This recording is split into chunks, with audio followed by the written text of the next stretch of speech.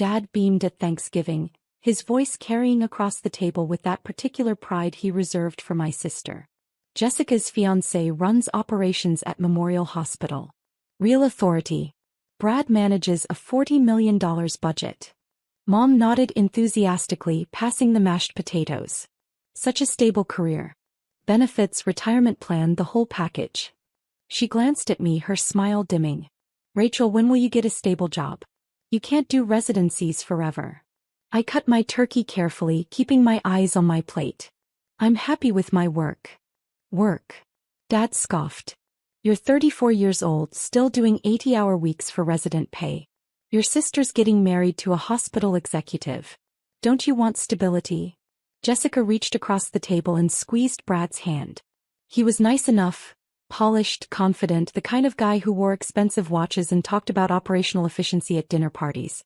He'd been with Memorial for 6 months, hired from a consulting firm to streamline hospital operations. Brad's already making changes, Jessica said.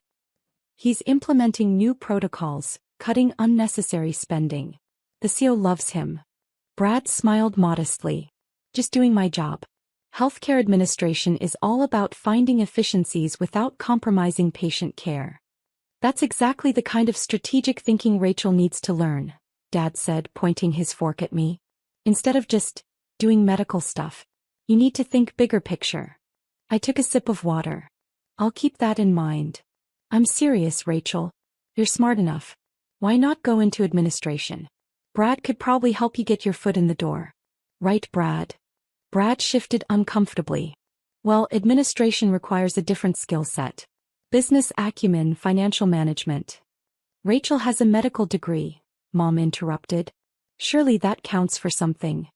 Of course, Brad said quickly. I just meant that clinical work and administrative work are different paths. Brad's being modest, Jessica said. He's already identified $3 million in potential savings in the surgical department. Some doctors are resistant, but Brad says that's typical. They don't understand the business side. I met Brad's eyes across the table. Which surgical department? Oh, various inefficiencies. Equipment purchases, staff scheduling, overtime costs. The previous administrator just rubber-stamped everything the surgeons wanted. He smiled. That's changing now. I see. You should come tour Memorial sometime, Jessica offered. Brad can show you around. Maybe it would inspire you to think beyond just being a resident. I'm not a resident anymore. Fellow then. Whatever it's called. The point is, you're still in training while Brad's actually running things. I set down my fork. Jessica, I finished my fellowship 3 years ago. She blinked. What are you then? I'm an attending surgeon. Oh. She waved her hand dismissively. Well, that's still not management. You're still just doing surgeries. Dad leaned forward. Rachel, what Jessica's trying to say is that there's more to a hospital than the operating room. Brad's position has real influence. Budget authority, strategic planning. I understand what hospital administration does, Dad. Then you understand why Brad's career is so impressive. He's only 36 and he's already managing the operations budget at Memorial. I finished. You've mentioned it 5 times. Mom's lips thinned. There's no need for that tone. We're proud of Brad. We're proud of Jessica for finding such an accomplished partner. She paused. We'd like to be proud of you too, dear. The rest of Thanksgiving passed in familiar patterns. Jessica and Brad discussed wedding plans. A June ceremony at the country club, honeymoon in Tuscany. Dad asked Brad about his investment portfolio. Mom showed everyone photos of the house Jessica and Brad were buying in the suburbs. No one asked about my work. No one asked about my life. I left at 8, pleading in early morning. In my car, I sat for a moment before starting the engine, looking at the warm lights of my parents' house. They had no idea who I was.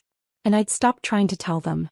I drove to my condo in the city, changed into comfortable clothes and reviewed patient charts for Monday's surgeries. 3 complex cases. A coronary bypass, a valve replacement and a tumor resection that would take most of the day. My phone buzzed. A text from Dr. Patricia Okonkwo, our chief medical officer. Budget meeting moved to December 4th, 9 a.m. All department heads required. Be prepared to defend your equipment requests. I typed back, "See you there." December arrived cold and gray. Memorial Hospital rose 12 stories above the city, a teaching hospital affiliated with the state university. I'd trained here, completed my general surgery residency and cardiothoracic fellowship here, and been recruited back as an attending 3 years ago. 2 years ago I'd been named chief of surgery. It wasn't something I advertised. The title came with administrative headaches I didn't particularly enjoy. Budget meetings, personnel issues, strategic planning sessions.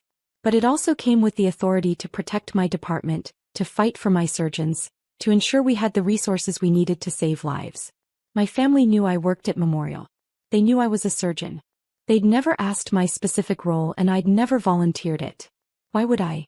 They'd already decided I was less successful than my sister. Facts wouldn't change that narrative. December 4th began at 5:30 a.m. with a trauma case. Motorcycle accident, internal bleeding, a young man who'd been in the wrong place at the wrong time. By 8:45 he was stable in the ACU and I was scrubbing out, exhausted but satisfied. I changed into clean scrubs, grabbed my budget folders and headed to the executive conference room on the 12th floor. Patricia was already there reviewing notes. She looked up and smiled. "Good save on the motorcycle case. I heard it was touch and go. He's 23. He'll pull through. That's why you're the best we have." He checked her watch. "We've got a full house today.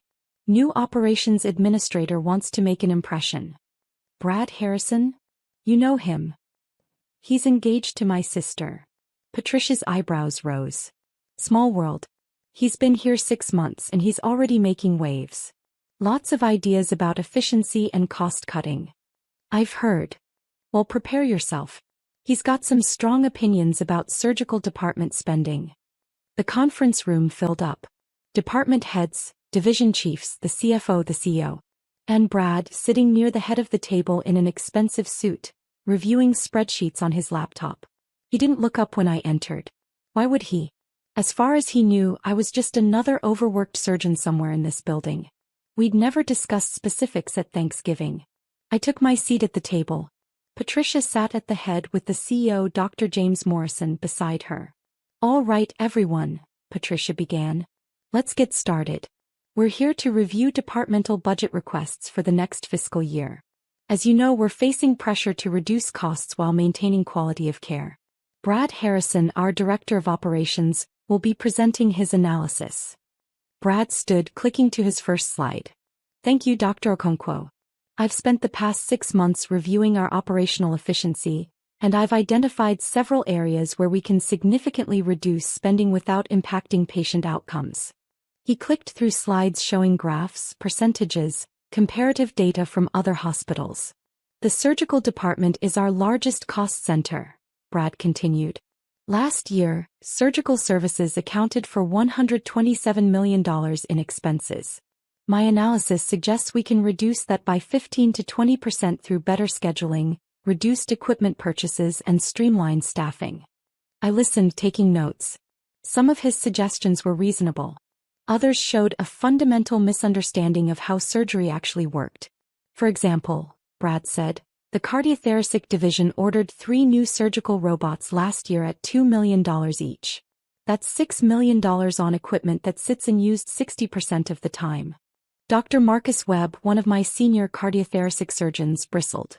"Those robots are essential for minimally invasive procedures, which represent only 40% of your surgical volume," Brad interrupted smoothly. "I'm suggesting we don't need 3. 2 would suffice, saving $2 million. And when all 3 are needed simultaneously?" Marcus asked. "When we have multiple emergent cases? You schedule more efficiently. You don't have 3 emergent robot-assisted cases simultaneously if you're properly managing your time. You can't schedule emergencies," Marcus said flatly. Brad smiled. "You can schedule elective procedures to ensure capacity for emergencies. It's basic operational planning." I watched this exchange, saying nothing. Marcus glanced at me, clearly expecting support. I gave him a small shake of my head. "Not yet." Brad moved to his next slide.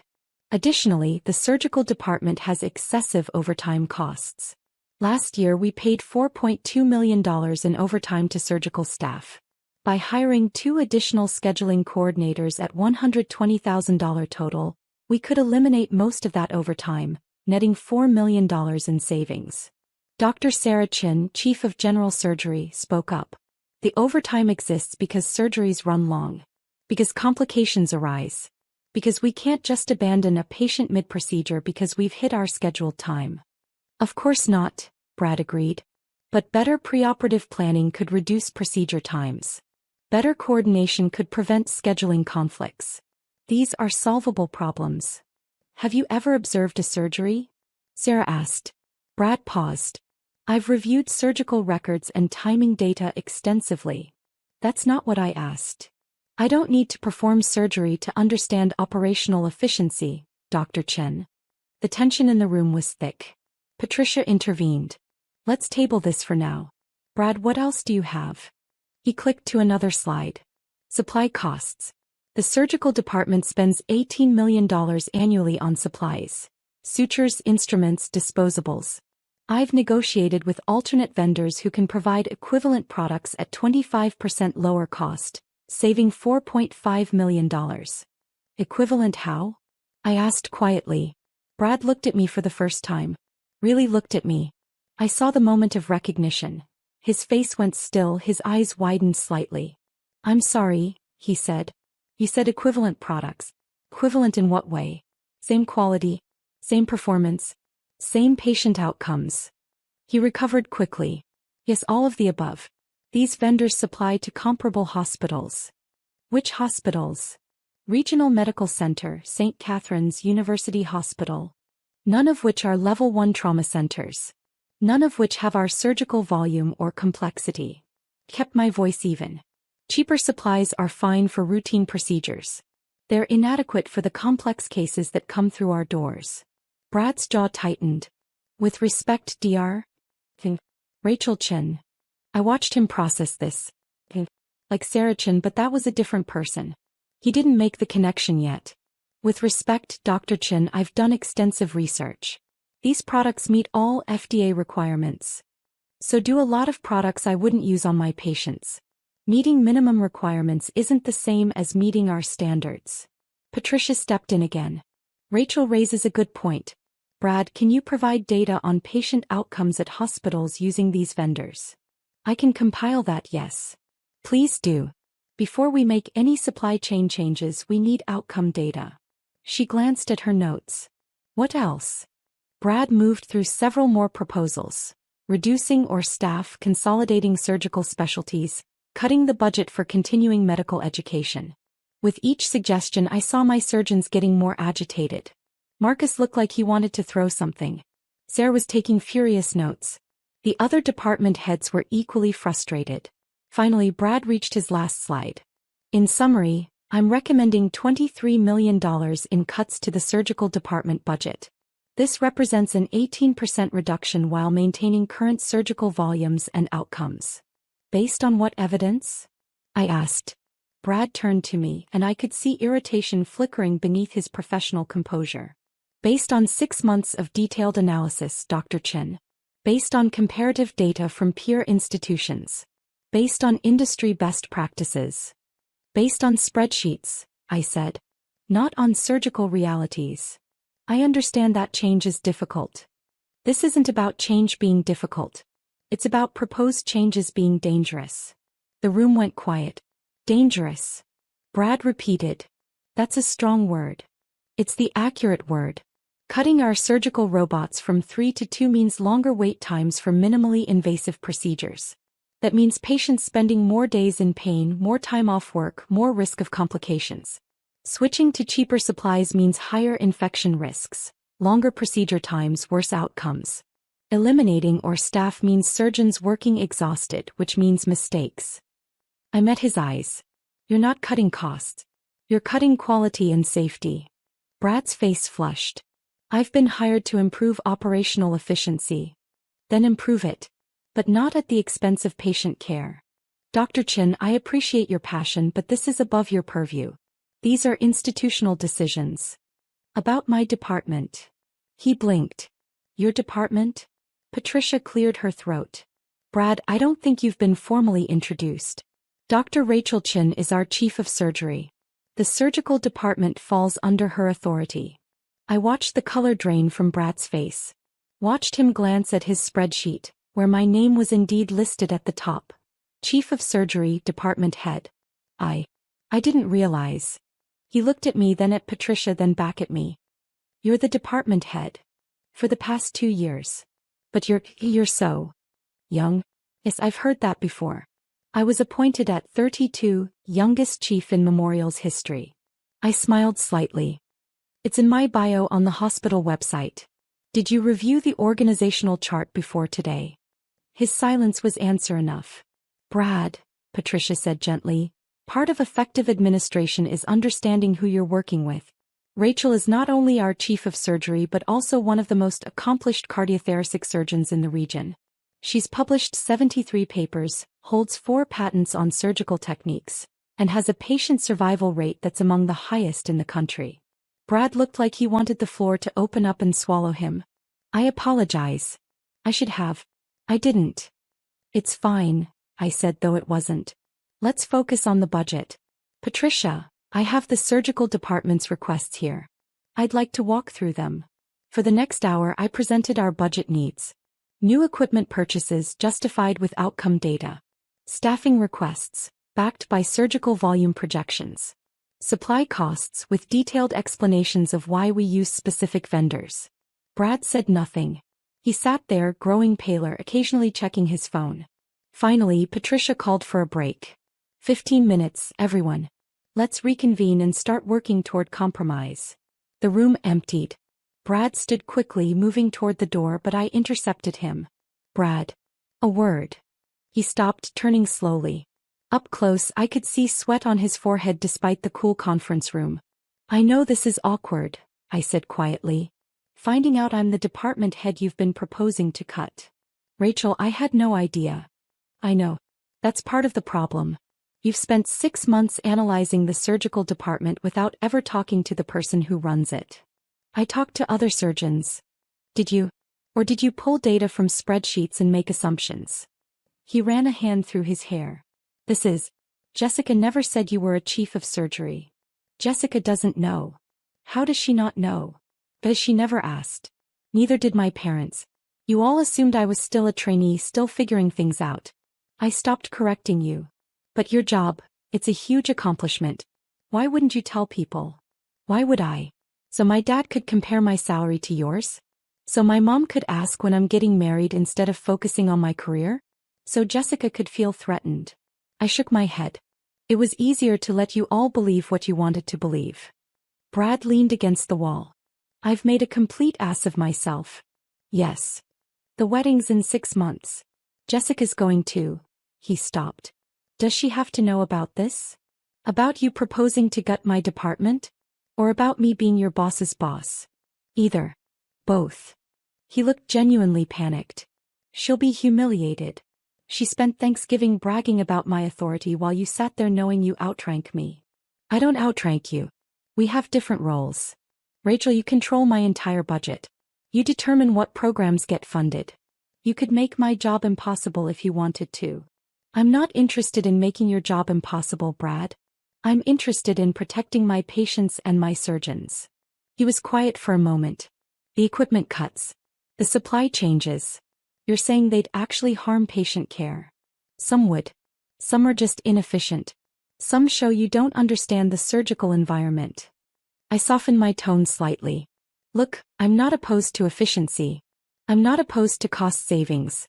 But you can't make these decisions in a vacuum. You need to work with the people who actually do the work. I thought I was. You talked to a few surgeons who agreed with you. You didn't talk to the department head. You didn't shadow in the OR. You didn't observe our workflow. I crossed my arms. You treated surgery like a widget factory. Optimize the process, reduce the costs, improve the margins. But we're not making widgets. We're saving lives. Brad slumped. I've screwed this up completely. Not completely. Some of your ideas have merit. The scheduling improvements, for instance. We probably can reduce some overtime with better coordination. And I'm willing to look at your vendor proposals if you can provide actual outcome data. Really? I'm not unreasonable, Brad. I just need you to work with me, not around me. He nodded slowly. Does this change? I mean, are you going to ruin your career? Get you fired? Tell Jessica? I shook my head. I'm going to do my job, which is protecting my department and my patients. What happens with you and Jessica is your business. But you have that power. Having power and using it are different things. The door opened. Patricia stuck her head in. You two ready to continue? Yes, I said. We're ready. The afternoon session was more productive. Brad proposed, I countered, we negotiated. He agreed to maintain all 3 surgical robots. I agreed to explore his vendor proposals with the caveat that any changes would require a 6-month trial period with strict outcome monitoring. He withdrew the most aggressive staffing cuts. I agreed to implement better scheduling to reduce overtime costs. By 5 p.m., we'd reached a compromise. A 7% budget reduction instead of 18%, achieved mostly through efficiency improvements rather than cuts to equipment or staff. I can work with this, I told Patricia. Brad looked exhausted and relieved. Thank you, Dr. Chin. As we packed up, the CEO, Dr. Morrison, approached me. Nice work in there, Rachel. Brad's talented but overzealous. He needed someone to push back. Just protecting my territory, James. You do it well. That's why we promoted you. He glanced at Brad, who was gathering his materials. Is it true he's marrying your sister? Apparently. James chuckled. That's going to make for interesting family dinners. You have no idea. I left the hospital at 6, exhausted from the long day. My phone showed 3 missed calls from Jessica and 2 from my mother. I ignored them and drove home. But Jessica was persistent. At 8 p.m. she called again and I answered. Rachel, thank God. I've been trying to reach you all day. I was working. What's up? Brad called me after work. He sounded really upset. She paused. He said you're the chief of surgery at Memorial. I am. Silence. Then, since when? 2 years. 2 years? Rachel, why didn't you tell us? You never asked. Don't give me that. This is a huge deal. You run the whole surgical department. Yes. How many people report to you? Directly? 12 division chiefs. Indirectly? About 300 surgeons, residents, fellows, and support staff. I heard her inhale sharply. 300 people. And you just never mentioned this. Jessica, at Thanksgiving you introduced me as someone who's still in training. When I corrected you, you said I was just doing surgeries. Why would I waste my breath explaining my actual job? Because we're family. Are we? Or am I just the disappointing younger sister who makes you look good by comparison? That's not fair. Isn't it? Dad spent an hour at Thanksgiving bragging about Brad's $40 million budget. My departmental budget is $127 million, and nobody asked me a single question about my work. We didn't know. You didn't want to know. You'd already decided I was less successful than you. Facts would have complicated that story. Jessica was quiet for a long moment. Brad says you control his budget. I control the surgical department budget. His operational budget is separate, but yes, I have input on resource allocation. He's terrified you're going to sabotage his career because of me. Why would I do that? Because we've all been. She struggled for words. Rachel, I'm sorry. We've been terrible to you. Yes. Brad told me what he proposed. The cuts, the equipment reductions. He said you shut him down in front of everyone. I protected my department. That's my job. He feels humiliated. He should have done his homework.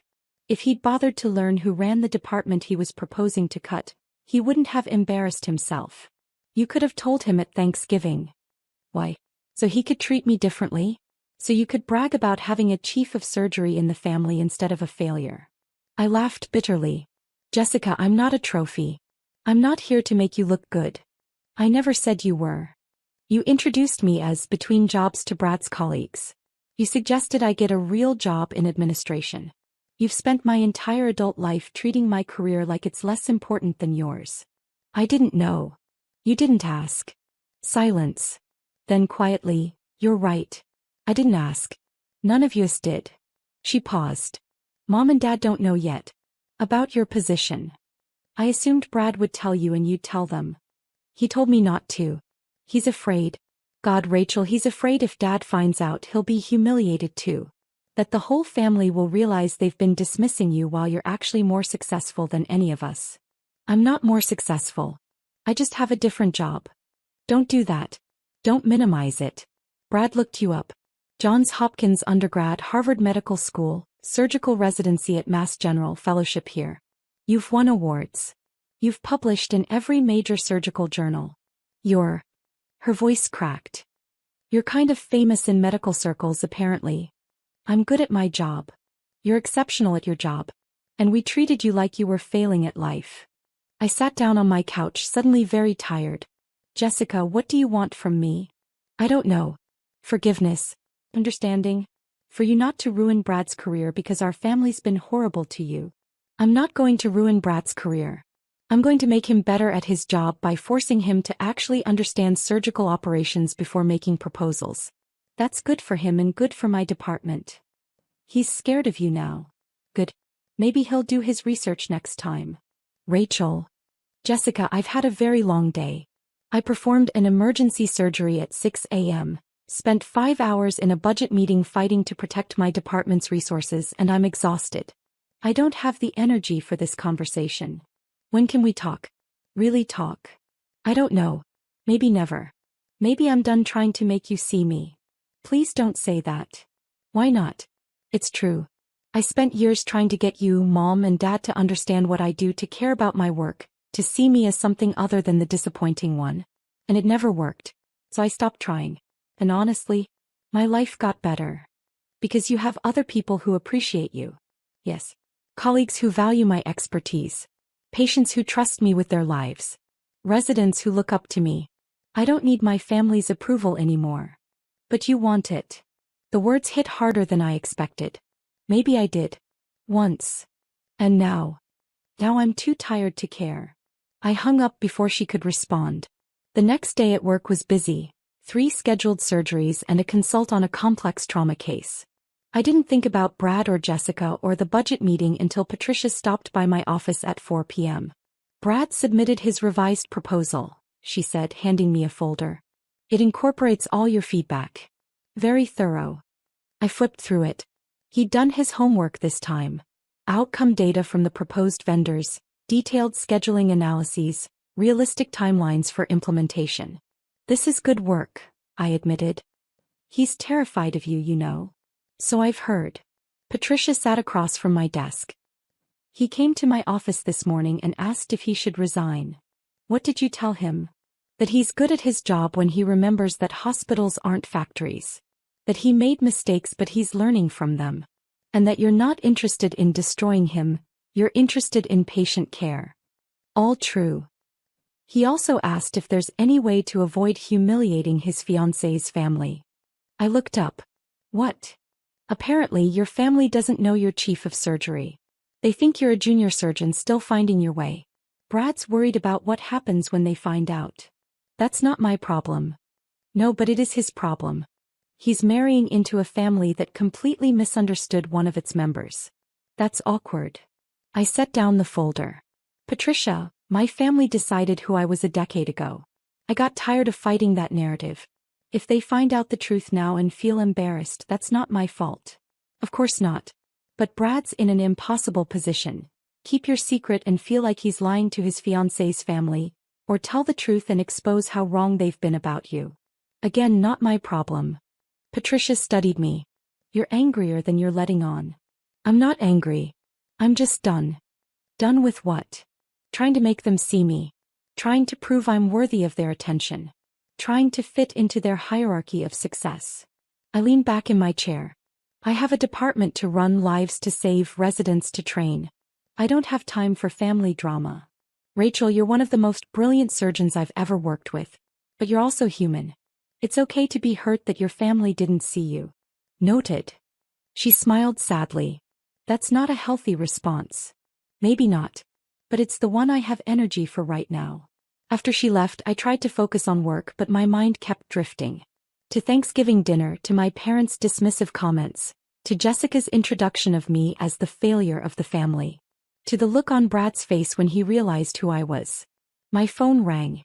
My mother. I almost didn't answer. But some habits die hard. Hi, Mom. Rachel, Jessica told me the most ridiculous thing. She says you're in charge of the entire surgical department at Memorial Hospital. Not ridiculous. True. But you never said anything. You never asked. Don't be difficult. When did this happen? I was appointed chief 2 years ago. 2 years. Rachel, why on earth wouldn't you tell us?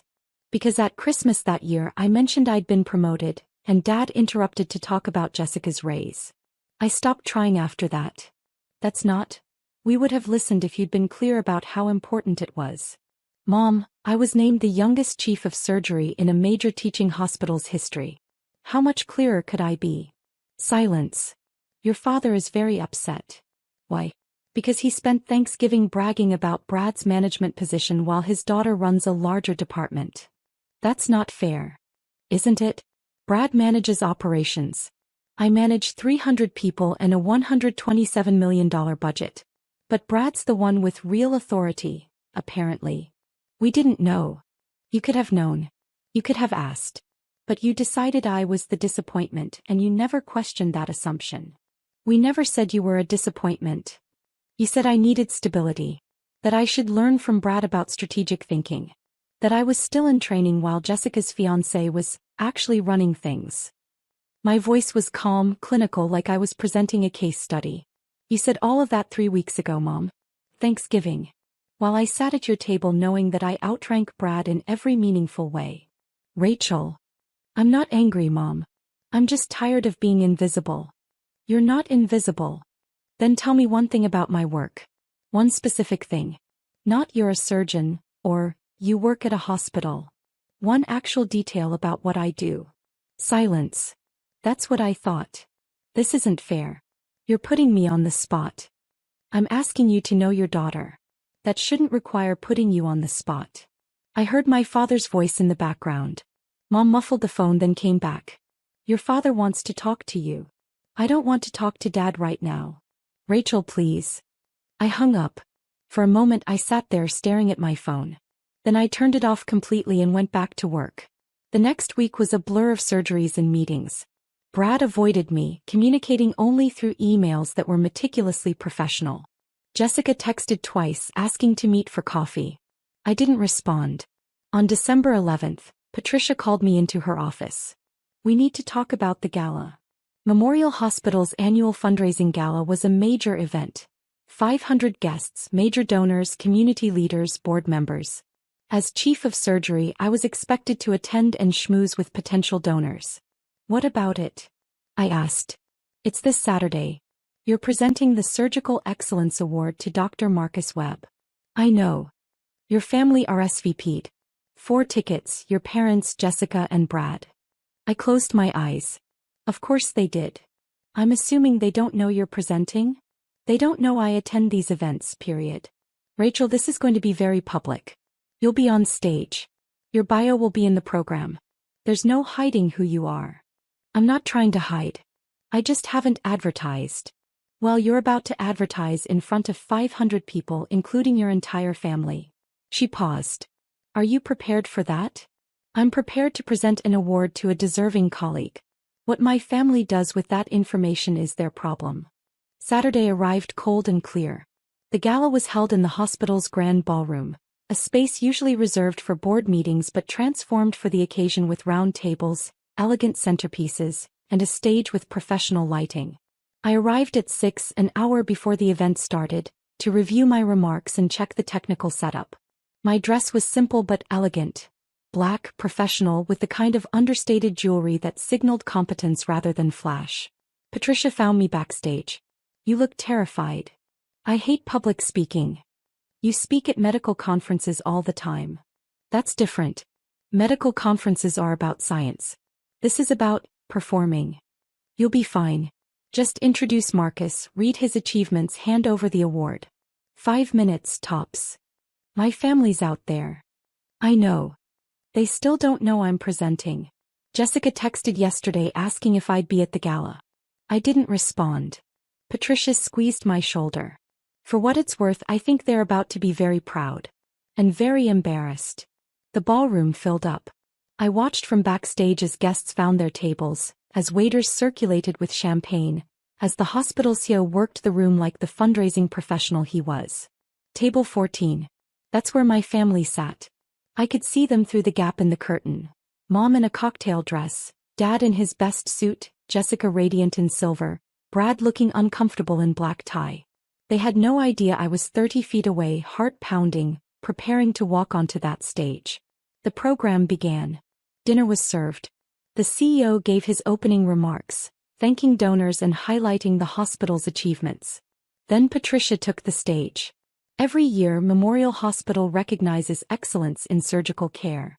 This year's recipient has performed over 800 successful cardiac surgeries, published groundbreaking research in minimally invasive techniques, and trained 2 generations of residents. Please join me in welcoming our Chief of Surgery, Dr. Rachel Chin, to present this year's Surgical Excellence Award. I walked onto the stage. The spotlight was bright. The applause was loud. And at table 14 I watched my family's faces transform. Dad's mouth fell open. Mom's hand went to her chest. Jessica looked like she'd been struck. Brad just closed his eyes, probably praying for the ground to swallow him. I stepped to the podium, adjusted the microphone and began. Good evening. I'm Dr. Rachel Chin, Chief of Surgery here at Memorial Hospital. It's my privilege tonight to recognize a colleague who embodies everything we strive for in surgical excellence: technical skill, compassionate care, and dedication to teaching the next generation. My voice was steady, professional. I didn't look at table 14. Dr. Marcus Webb joined Memorial's cardiothoracic division 15 years ago. In that time he's performed over 1,200 successful surgeries, developed 3 innovative surgical techniques that are now used worldwide, and mentored 47 residents and fellows. I went through Marcus's achievements, his research, his patient outcomes. I told the story of a particularly complex case he'd saved last year. A 72-year-old woman with multiple comorbidities who, by all conventional wisdom, shouldn't have survived. But Dr. Webb doesn't accept conventional wisdom. He saw a patient who deserved a chance and he gave her that chance. She walked her granddaughter down the aisle 3 months ago. The audience was rapt. This was what I loved about medicine. The stories, the lives saved, the moments of grace in the midst of crisis. Dr. Webb represents the best of what we do here. He makes us all better surgeons, better physicians, better people. It's my honor to present him with this year's Surgical Excellence Award. Marcus joined me on stage. We shook hands. I handed him the Crystal Award. He gave a short speech thanking his team, his family, the hospital. And then I walked off stage, my part done. Backstage I leaned against the wall, adrenaline flooding my system. Patricia appeared. That was perfect. I think I'm going to throw up. You're not going to throw up. You're going to go out there, thank donors, and represent this department with the same excellence you just showed on stage. Pie family. We'll have to deal with reality. Come on. She steered me back into the ballroom. Immediately, donors surrounded me, wanting to discuss surgical programs, ask about research, share stories of family members I'd treated. I fell into the familiar rhythm of fundraising. Smile, listen, thank them for their support, explain the impact of their donations. This was part of the job and I was good at it. But I was acutely aware of table 14. Of my family sitting there, frozen as they watched me work the room. Finally, inevitably, I ended up at their table. Mom. Dad. Jessica. Brad. My mother stood up and hugged me fiercely. Rachel, we had no idea. I know. Dad was shaking his head. Chief of Surgery. You're the Chief of Surgery. For 2 years now. Jessica looked shell-shocked. You were on stage. Everyone knows you. That donor you were just talking to, he called you one of the best surgeons in the country. Dr. Morrison is generous with his praise. Brad stood awkwardly. Dr. Chin, Brad, you're off the clock. Rachel, is fine. I should have. At the budget meeting I should have. You should have done your research. You did eventually. We're fine. An older woman approached our table. Dr. Chin, I wanted to thank you again for taking care of my husband. The triple bypass you performed last month, he's doing wonderfully. I'm so glad, Mrs. Patterson. He was a model patient. You saved his life.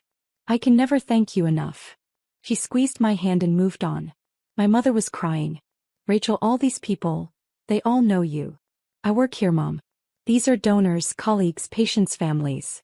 But you're important. Really important. I'm a surgeon. I do my job. Dad finally found his voice. The program says you have 73 publications.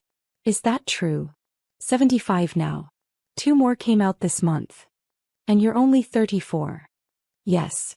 Jessica's voice was small. Why didn't you tell us? I looked at my sister, really looked at her. She wasn't angry or defensive. She looked lost.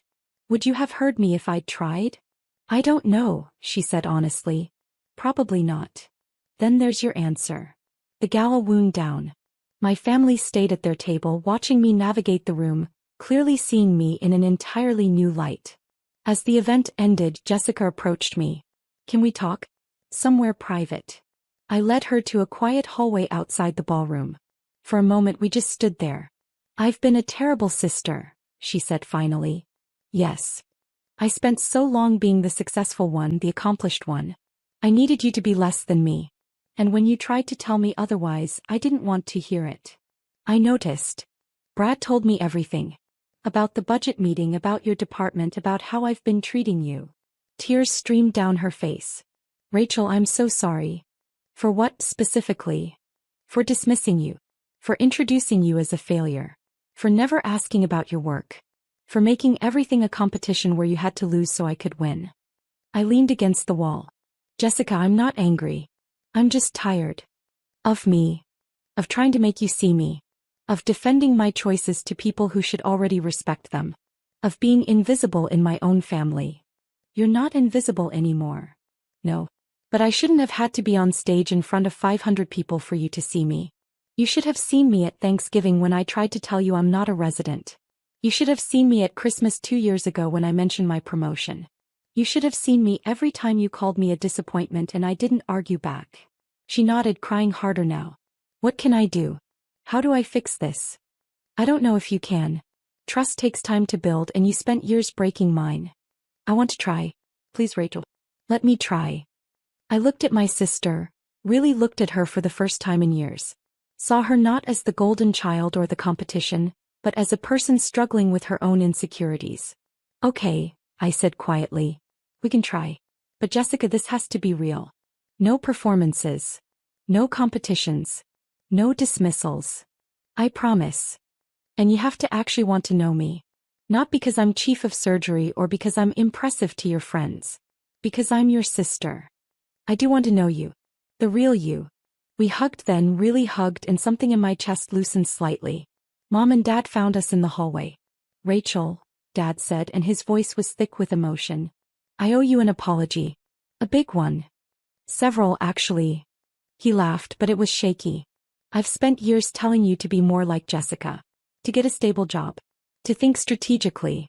And you were already doing all of that. You were doing it better than any of us. I tried to tell you. We didn't listen. We were so invested in our narrative, successful older daughter, struggling younger daughter, that we couldn't see the truth even when you showed it to us. Mom stepped forward. Can you forgive us? Can you give us a chance to actually be your parents instead of your critics? I thought about it. About the years of dismissal. About Thanksgiving dinner. About every time I tried to share my achievements and been talked over. But I also thought about the exhaustion of carrying resentment. About how much energy it took to stay angry. I can try, I said. But things have to change. You have to actually ask about my life. Listen when I answer. Stop comparing me to Jessica and Jessica to me. We're different people with different paths. We can do that, Mom said. We want to do that. Brad had been hovering at the edge of the conversation. Now he stepped forward. Dr. Chin, Rachel, I want to apologize too. For proposing those budget cuts without understanding your department. For assuming I knew better than you. For being arrogant and underprepared. Apology accepted. But Brad, you're not a bad administrator. You're just young in this role. Learn from it. Next time, talk to the people who actually do the work before proposing changes. I will. I promise. Good. Because despite this rocky start, I think you could be really effective. You have good instincts. You just need to balance spreadsheets with reality. He looked relieved. Thank you. And for what it's worth, I understand now why you didn't tell us about your position. We made it impossible for you to share good news. Yes, I said simply. You did. We stood in that hallway, my family and me, in the awkward space between old narratives and new realities. Finally, Dad said, "Can we take you to dinner? Celebrate properly." "Not tonight. I'm exhausted." "Tomorrow then? Or whenever you're free." "I'll check my schedule. I have 3 surgeries this week and a research deadline." Mom smiled, and it was genuine. "Of course you do. You're chief of surgery. Among other things." We said goodbye in the parking lot. As I drove home, I felt lighter than I had in years. They saw me now. Finally, they saw me. The question was whether they could sustain that vision, or whether we'd slip back into old patterns. Time would tell. But for tonight, it was enough to be seen. 3 months later, I sat in a coffee shop with Jessica, reviewing wedding plans. She'd asked my opinion on flowers, on seating arrangements, on whether to invite certain relatives. "I want you to be my maid of honor," she said suddenly. I looked up from the seating chart. "Really? I know I haven't been the sister you deserved. But I want to start over. If you'll let me." "I'd be honored." She smiled, and it reached her eyes. "Thank you. And Rachel, I'm proud of you. Not because you're chief of surgery, but because you're you. Because you kept building your career even when we didn't see it. Because you're brilliant and compassionate, and you save lives every day." "Thank you. I mean it. I've been reading your research. I don't understand most of it, but I'm trying to. Because I want to know what you do. Really know it." "That means a lot." We talked for 2 more hours. About work, about life, about our childhood, and the ways we'd both been shaped by our parents' expectations. It wasn't perfect. We still had years of patterns to unlearn. But it was real. And that was enough. That evening, I operated on a 67-year-old man with aortic stenosis. Complex case, high risk, for hours in the OR. He survived. Stable vitals, good outcomes, excellent prognosis. As I scrubbed out, I thought about all the parts of my life. The surgeries, the research, the leadership, the family slowly learning to see me. None of it was simple. None of it was easy. But all of it was mine. And that was enough.